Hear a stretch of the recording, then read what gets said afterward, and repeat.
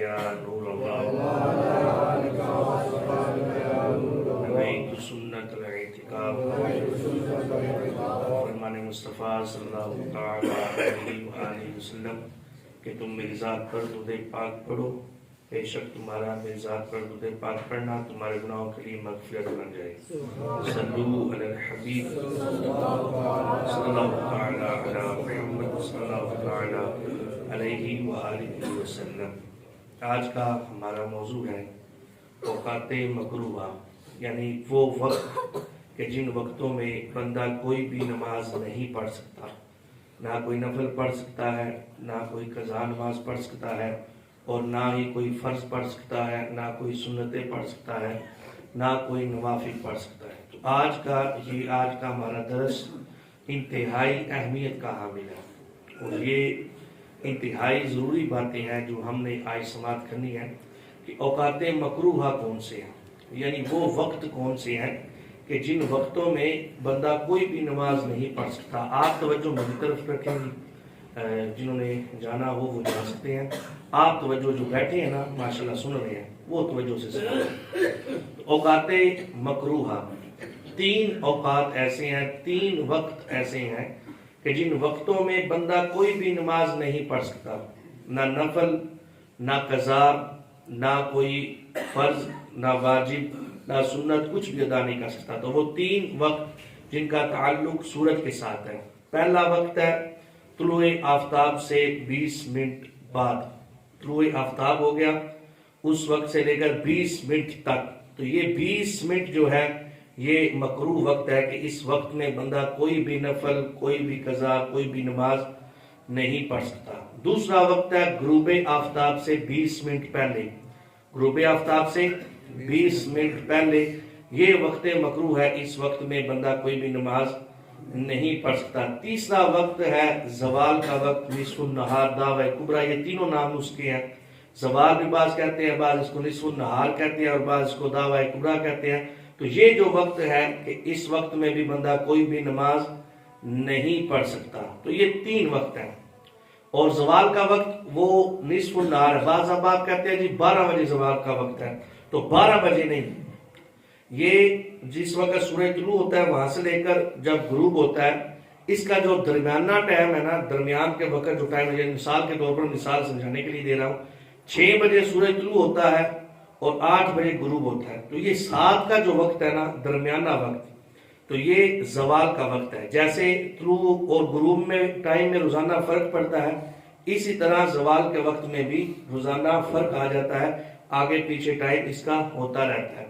तो ये कैलेंडर लगा हुआ है, इससे हमें पता चल जाएगा कि आज का ज़वाल का वक्त क्या है।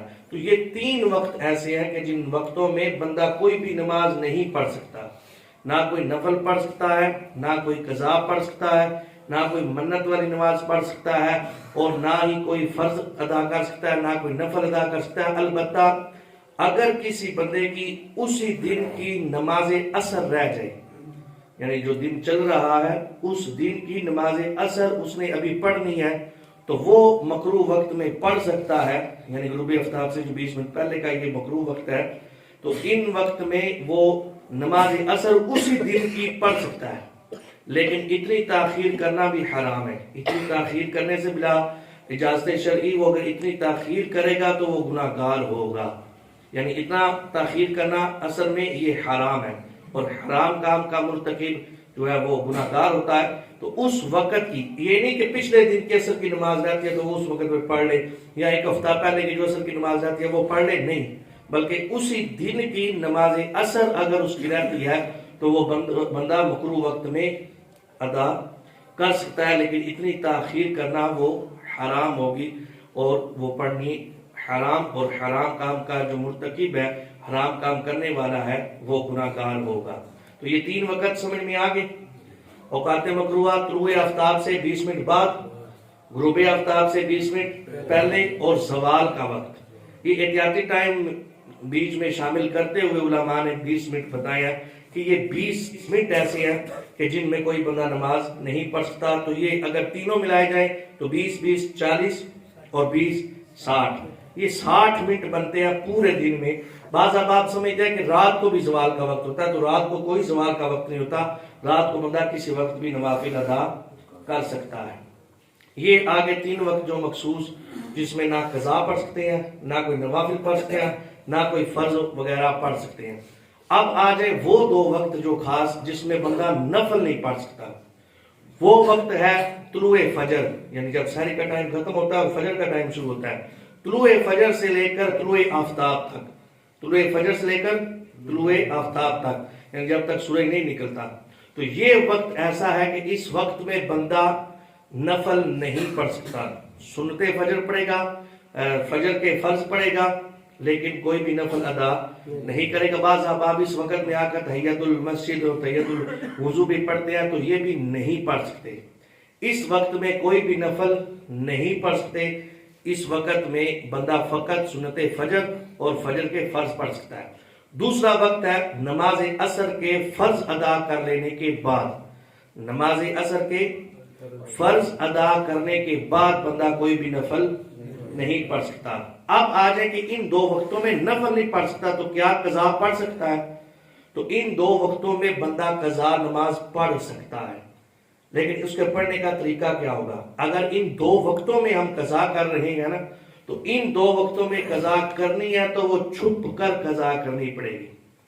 ہر ایک سے چھپ کر وہ قضا نماز پڑھنی پڑے گی. جیسے مثال کے طور پر وجہ کیا ہے کیوں چھپ کر پڑھنی ہے؟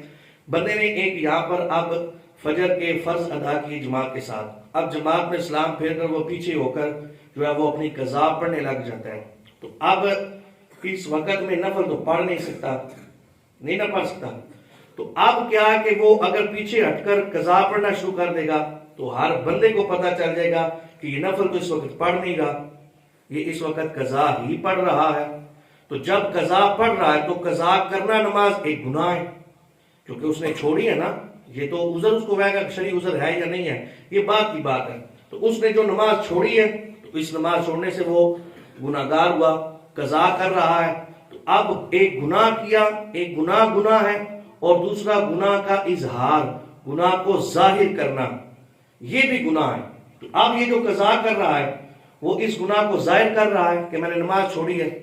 تو اس گناہ سے بچنے کے لیے وہ اگر اس وقت میں قضا کرے گا تو لوگوں سے چھپ کر، کیونکہ ایک قضا کرنا گناہ، دوسرا گناہ کا اظہار کرنا، ظاہر کرنا، یہ بھی گناہ ہے. تو ان 2 وقتوں میں اگر ہم نے قضا نماز پڑھنی ہے تو کس طرح پڑھنی ہے؟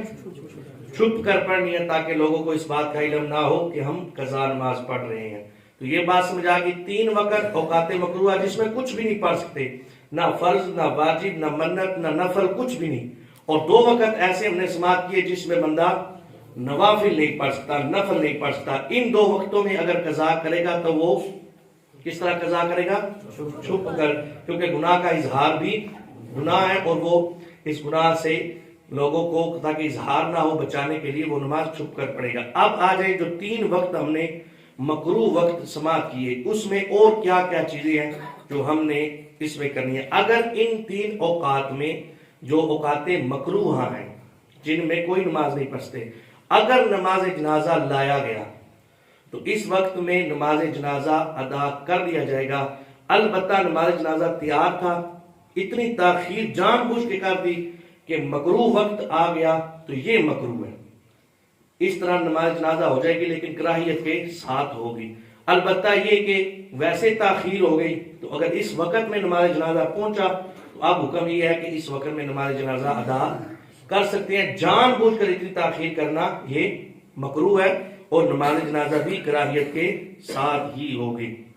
اگلا مسئلہ، ان اوقات میں اگر آیت سجدہ پڑھی ہے، یعنی ان 3 وقتوں میں بندہ قرآن پاک کی تلاوت کر رہا ہے، آیت سجدہ پڑھی ہے، یعنی جس آیت کو پڑھنے سے بندے پر سجدہ واجب ہو جاتا ہے. اگر ان 3 اوقات میں وقتوں میں آیت سجدہ پڑھی تو بہتر یہ ہے کہ وہ مکروہ وقت گزار لے اور اس وقت آیت سجدہ جو اس کا سجدہ ادا کر لے.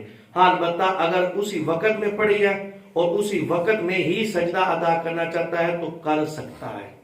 بہتر یہ تھا کہ وہ مکروہ وقت گزار کر پھر کرے.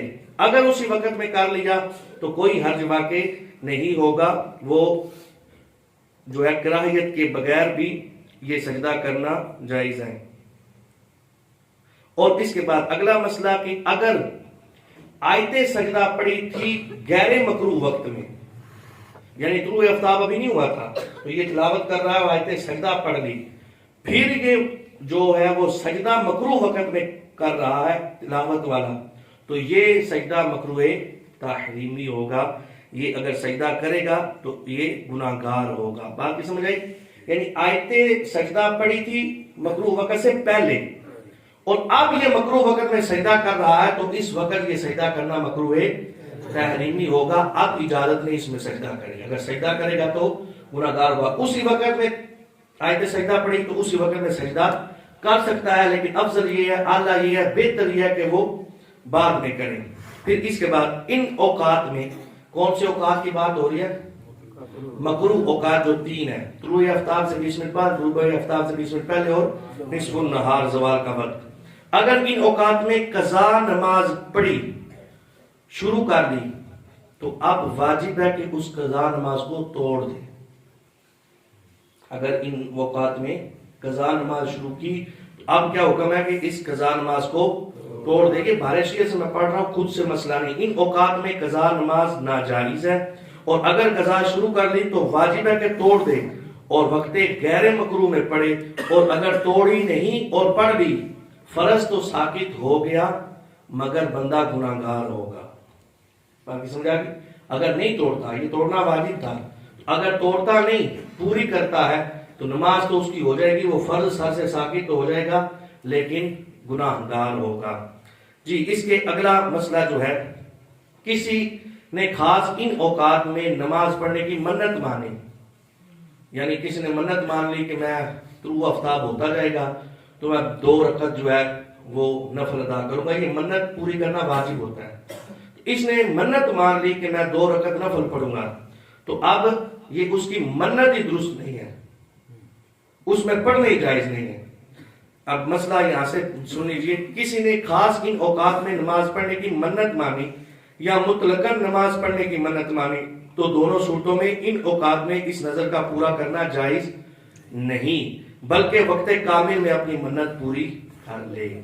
یعنی ان اوقات کی منت مانی تو وہ منت ان اوقات میں پورا کرنا جائز نہیں ہے، وقت مکروہ گزر جائے پھر اس کے بعد جو ہے وہ اپنی اس منت کو پورا کرے۔ اب اس وقت میں اگر کوئی بندہ نفل شروع کر لیتا ہے، یہ 3 اوقات جو کہتے مکروہ ہیں، اگر اس میں بندہ کوئی نفل شروع کر لیتا ہے تو شروع کی نفل نماز، تو اب اس کے لیے حکم کیا ہے کہ وہ توڑ دے۔ ان 3 اوقات میں اگر نفل شروع کرتا ہے تو کیا حکم ہے؟ توڑ دے، اور اب اس کے توڑنے کے بعد اس کو کامل وقت میں پڑھنا یہ واجب ہوگا، جائز نہیں، واجب ہوگا، ضروری ہوگا۔ یہ بات ذہن کا نفل ویسے ضروری نہیں، اگر کوئی بندہ شروع کر لیتا ہے تو وہ فساد کا شکار ہو جاتے ہیں، جیسے مثال کے طور پر کسی وجہ سے اسے توڑنے پڑ جاتے ہیں قضاء حاجت کے لیے، یا اس ویسے ٹوٹ جاتے ہیں، یا اس کا سینہ پھر جاتا ہے، یا کوئی بھی ایسا مسئلہ ہو گیا کہ جس سے فساد لازم آ گیا، جیسے مکروہ وقت میں اس نے شروع کر لی، اب اگر نفل نماز توڑے گا تو دوبارہ پڑھنے واجب ہو جائے گی۔ تو ان اوقات میں نفل نماز شروع کی تو وہ نماز واجب ہو گئی، مگر اس وقت پڑھنا جائز نہیں، لہٰذا واجب ہے کہ توڑ دے اور وقت کامل میں قضا کرے، اور اگر پوری کر لی تو گناہگار ہوا اور اب قضا واجب نہیں ہے۔ یعنی اگر وہ نفل نماز پوری پڑھ لیتا ہے تو اب وہ نفل نماز تو ہو گئی، لیکن ایسا کرنے سے وہ بندہ گناہگار ہوگا، اب اس کی قضا ضروری نہیں ہے۔ ان اوقات میں تلاوت قرآن مجید بہتر نہیں، بہتر یہ ہے کہ ذکر اور درود پاک میں مشغول ہے، ذکر اللہ کر لے، درود پاک پڑھ لے، تو یہ بہتر ہے۔ اگر کوئی اس میں تلاوت بھی کرتا ہے تو حرج کوئی بھی نہیں واقع ہوگا، تلاوت قرآن پاک کر سکتا ہے، لیکن بہتر یہ ہے کہ ان اوقات سے علاوہ کرے، بہتر یہ ہے، لیکن ان اوقات میں بھی تلاوت کرنا یہ جائز ہے۔ بات کی سمجھ آ گئی؟ ان مسائل کا جو تعلق تھا وہ تھا مکروہ اوقات کے ساتھ۔ کس کا ساتھ تعلق تھا؟ اور وہ کتنے اوقات ہیں؟ 3۔ کون سے؟ بعد 20 منٹ، غروب آفتاب سے 20 منٹ پہلے، اور اب آ جائیں جو 2 وقت ہم نے وہ سنے تھے جس میں نفل جائز نہیں. اب یہ جو مسائل آ رہے ہیں ان کا تعلق ان وقتوں کے ساتھ ہے، یعنی جس میں نفل نماز بندہ نہیں پڑھ سکتا. تو یہ سماعت کر لیں، نماز فجر کے بعد سے طلوع آفتاب تک اگرچہ وقت وسیع باقی ہے، اگرچہ سنت فجر فرض سے پہلے نہ پڑھی تھی تو اب پڑھنا جائز نہیں. یعنی فجر کے فرض ادا کر لیے تو اب فجر کے فرض ادا کرنے کے بعد اگرچہ وسیع وقت ہے، یعنی 40 منٹ رہتے ہیں، 20 منٹ رہتے ہیں، 30 منٹ رہتے ہیں، تو وہ کہے کہ میں ابھی سنتے ادا کر لوں، تو اب سنتے ادا نہیں کر سکتا. اب کس وقت ادا کرے گا؟ فجر کا پورا وقت گزرے گا، طلوع آفتاب مغرب اوقات کے 20 منٹ وہ بھی گزریں گے، اس کے بعد اس سنتوں کی قضا کرے گا. پھر یہ بھی مسئلہ سماعت کر لیں کہ فجر کی سنتوں، ویسے سنتوں کی قضا نہیں ہوتی، یہ فجر کی سنتوں کی تاکید بہت زیادہ ہے اور یہ قریب الواجب ہے، جس کی وجہ سے اگر بندے کی سنت فجر رہ جائے تو اسی دن زوال کے وقت سے پہلے اگر پڑھے گا تو یہ سنتوں کی بھی قضا کرے گا. اگر اسی دن کا زوال کا وقت گزر گیا، پھر زور ٹائم اگر قضا فجر کی کر رہا ہے تو اس میں سنتے نہیں پڑے گا، زوال کے وقت سے پہلے قضا کرے گا تو سنتوں کی بھی قضا کرے گا. پھر اس سے اگلا مسئلہ سماعت کر لیں، اگر جماعت کے لیے اقامت ہو گئی تو اقامت سے ختم جماعت تک نفل و سنت پڑھنا مکروہ تحریمی ہے. اگر اقامت ہو گئی تو اس کے بعد کوئی سنتیں شروع کرتا ہے تو یہ مکروہ تحریمی ہے، بندہ گناہ گار ہوگا. آپ کو سمجھا گی؟ اگر آپ حاضر دماغ ہے تو ایک سوال آپ کے ذہن میں تو آیا ہوگا، کیا پڑھتے ہیں؟ کیا کون سی؟ فجر کی. تو اب یہ مسئلہ بھی سماعت کر لیں کہ اگر اقامت فجر کی ہو گئی اور جماعت بھی شروع ہے تو بندہ آیا تو آگے اسے یقین کامل ہے، پتہ ہوتا ہے کہ امام صاحب 7 minute 8 minute 9 minute 10 minute 12 minute کتنے منٹ میں جماعت کرواتے ہیں، تو امام صاحب کی حالت کا پتہ ہے. تو اب اسے کامل یقین ہے کہ میں سنتے ادا کر کے جماعت میں شامل ہو جاؤں گا، اگرچہ قاعدہ خیرہ اور قاعدہ میں ہی شامل ہو، کیونکہ 23 میں قاعدہ خیرہ ہے، تو قاعدہ میں ہی شامل اگر ہو جائے گا تو اب اس کے لیے حکم یہ ہے کہ وہ ان سنتوں کو پڑھے، ان سنتوں کو پڑھے اور پڑھ کر سنتے جماعت میں شامل ہو جائے. اگر آتا ہے تو امام صاحب قاعدہ میں ہے یا دوسری رکعت کے سجدہ میں ہے تو اسے اب کامل یقین ہے کہ میں سنتے پڑھوں گا تو جماعت جاتی رہے گی، تو آپ سنتے چھوڑے اور جماعت میں شامل ہو جائے. اب اس میں مسئلہ کیا ہے؟ مسئلہ یہ ہے کہ جماعت کیا ہے؟ واجب. جماعت کا کیا حکم ہے؟ نماز تو فرض ہے نا، اور جماعت کیا ہے؟ واجب. اب ایک بندہ آیا تو اب سنت فجر جو ہے یہ سنت موقدہ ہیں اور قریب الواجب ہے. اب بندہ اگر وہ چھوڑے گا پھر بھی گناہگار ہوگا اور جماعت کے ساتھ ملنا بھی واجب ہے. اب اگر بندہ یہ سنت موقدہ چھوڑے گا تو ظاہر گناہگار ہوگا، واجب جماعت میں شامل ہونا واجب ہے، تو اب واجب میں وہ شامل ہوگا، واجب میں شامل ہوگا، یہ سنتے موقدہ چھوڑنے کی وجہ سے گناہگار ہوگا. تو اب وہ اگر سنتیں پڑھ کر جماعت میں شامل ہو جاتا ہے اس گناہ سے بھی بچ گیا اور واجب کے ترک سے گناہ سے بھی بچ گیا، تو ان دونوں باتوں پر عمل ہو جائے گا. کیونکہ جماعت واجب ہے، جماعت کی ہر رکعت واجب نہیں ہے، تو قاعدہ میں مل گیا تو جماعت والا واجب اتر جائے گا. اب اگر وہ آتا ہے اور امام صاحب قاعدہ میں ہے تو وہ اگر پڑھے گا سنتیں تو جماعت نکل جائے گی. تو یہ سنتوں کا حکم کیا تھا؟ یہ سنتیں موقدہ ہیں، اور جو ہے وہ جماعت کیا ہے؟ افضل کیا ہے؟ جماعت یا سنت موقدہ؟ جماعت، کیونکہ یہ جماعت واجب ہے. اب واجب پر عمل کرے گا، اعلیٰ پر عمل کرے گا، ادنا کو چھوڑ دے گا، پھر بعد میں اس کی قضا کرے گا. اس مسئلے کی سمجھ آئے گی.